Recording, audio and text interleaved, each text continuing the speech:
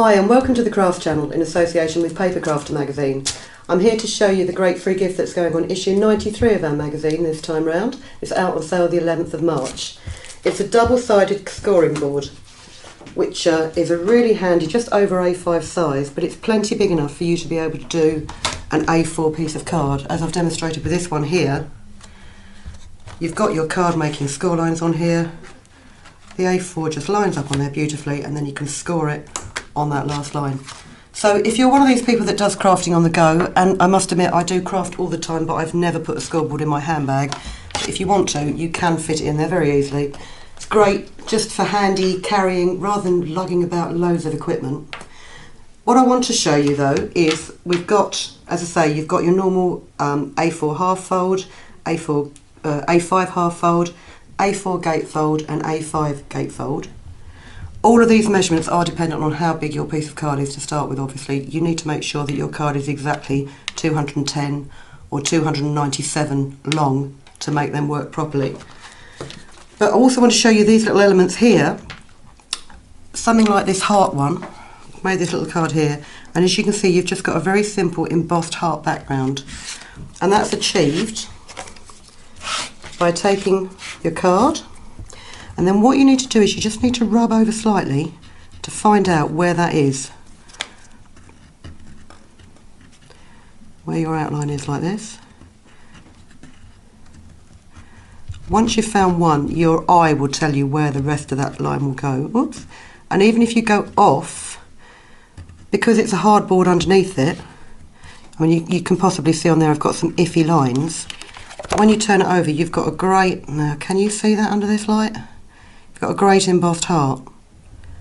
And then to build up a background, if you put it back on there somewhere, have a feel around, find out where your notches are.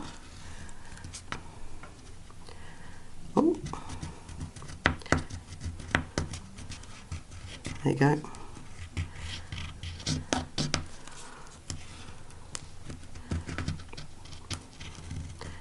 Oh, that's where they are. You can sometimes fool yourself, you think they're in a totally different place. I'm just going to show you actually, maybe I can darken that a bit with a coloured pencil.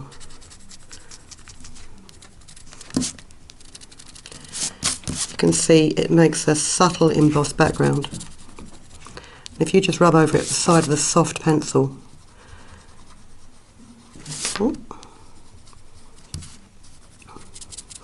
or chalk pastels, I mean you can rub some on your fingertip, it just highlights where you've embossed that design. But on the little girl card there that I've made, I haven't bothered highlighting it because it's such a subtle little pattern. Let me just rub those bits off there. So you've got the all over background here with the hearts. Tilt that up a little bit. One of the other designs on there is like a stamp edge that we've got. I've made some tags here. And that looks really fiddly because you've got lots of crenellations there. Lovely word, crenellation. That's going to be word of the day.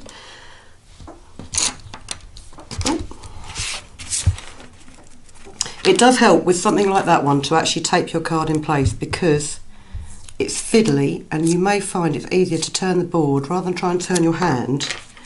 It's easier to turn the board as you work. So let's just tape it down and run somewhere. Right, that's the edge. If you run, you'll feel it and you can hear it just begin to go in there.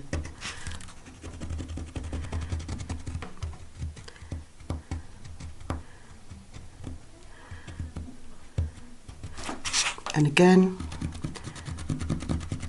run it down that line. You can just pick out where the crenellations are going to be, and then you can run your tool in and out in a nice zigzag line.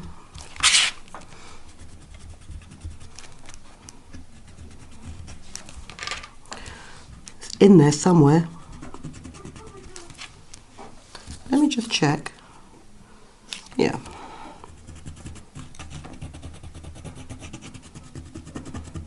Oh no, it's there.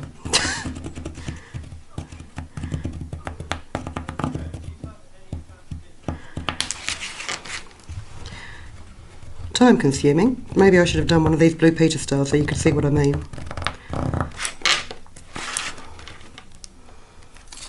again, when you lift it off,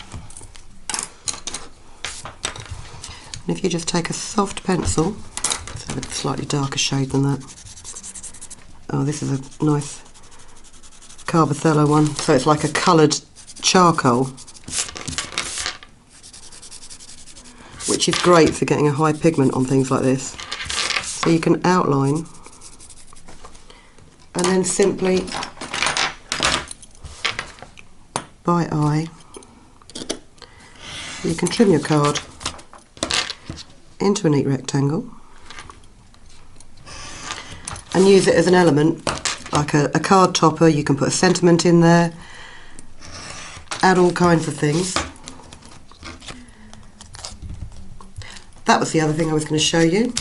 With the scoreboard side off here, you see you've got the 5mm gaps, and there's a card that I've made lurking here somewhere.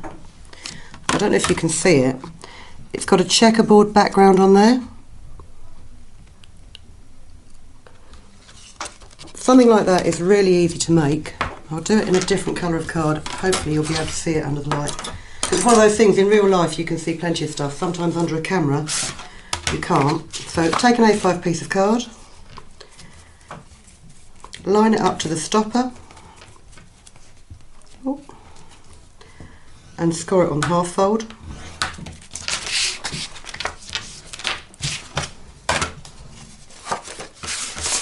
And then,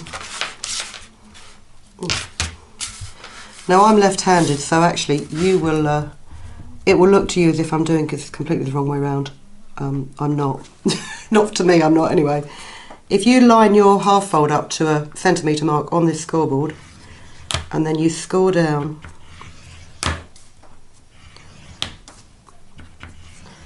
every centimetre.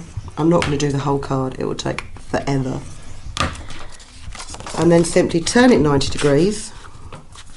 Again, line it up to a centimetre mark here.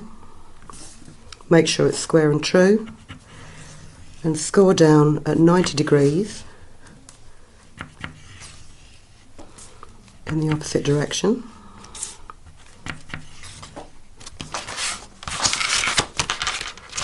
So that